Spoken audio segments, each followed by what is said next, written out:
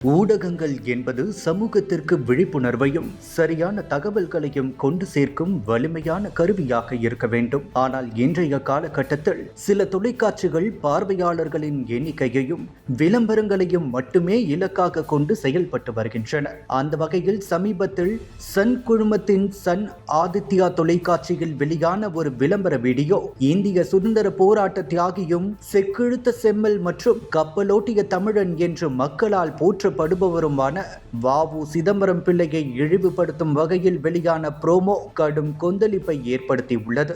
அந்த நிகழ்ச்சியின் விளம்பர வீடியோவில் சுதந்திர போராட்ட வீரர் செக்கிழுத்த செம்மல் சிறையில் எதை இழுத்தார் என்று தொகுப்பாளர் கேட்க அதற்கு பங்கேற்பாளர்கள் செக்கு என்பதற்கு பதிலாக அநாகரிகமான முறையில் நகைச்சுவை என்ற பெயரில் மிகவும் கேவலமாக இரட்டை அர்த்தத்தில் பதிலளித்தனர். இந்நிகழ்ச்சியில் பங்கேற்றவர்கள் அவர் படகோட்டி என்று பதிலளித்தார். அதைத் தொடர்ந்து தொகுப்பாளர் இந்த கரையிலிருந்து கூட்டிக் கொண்டு போய் ஆளில்லாத இடத்தில் இறக்கிவிட்டு வருவாரா என நக்கலாக பேசினார். பின்னர் மற்றொரு பங்கேற்பாளர் அவர் கடலில் கப்பல் இழுத்தார் என்று நக்கலாக கூறினார். தொடர்ந்து மற்றொரு பெண் பங்கேற்பாளர் நான் நினைத்தேன் துரியோதனன் மாதிரி பாஞ்சாலியின் புடவையை பிடித்து இழுத்தாரோ என்று என கூறினார்.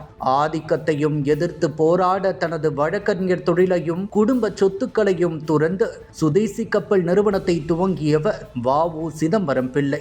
இதற்காக ஆங்கிலேய அரசால் கைது செய்யப்பட்டு கோவை சிறையில் மாடுகளுக்கு பதிலாக செக்கில் பூட்டப்பட்டு சித்திரவதைக்கு உள்ளாக்கப்பட்ட அத்தகைய தியாகியை செக்கிழுத்த செம்மல் என்று வரலாறு போற்றி புகழ்கிறது. ஆனால் வ.உ. சிதம்பரம் பிள்ளை அவர்களின் அந்த ஒப்பற்ற தியாகத்தை கேலி பொருளாக மாற்றி சித்தரித்தது தேச பக்தர்களிடையேயும் பொதுமக்களிடையேயும் பலத்த எதிர்ப்பை உருவாக்கியுள்ளது.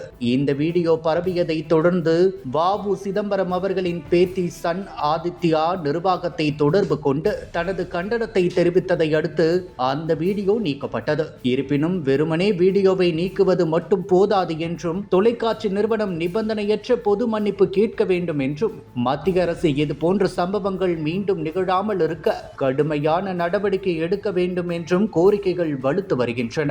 செக்கிழுத்த செம்மல் வ.உ. சிதம்பரம் பிள்ளை போன்ற மாபெரும் தியாகிகளின் வரலாற்றை பெருமையுடன் அடுத்த தலைமுறைக்கு கொண்டு சேர்ப்பதே ஊடகங்களின் உண்மையான கடமையாகும்.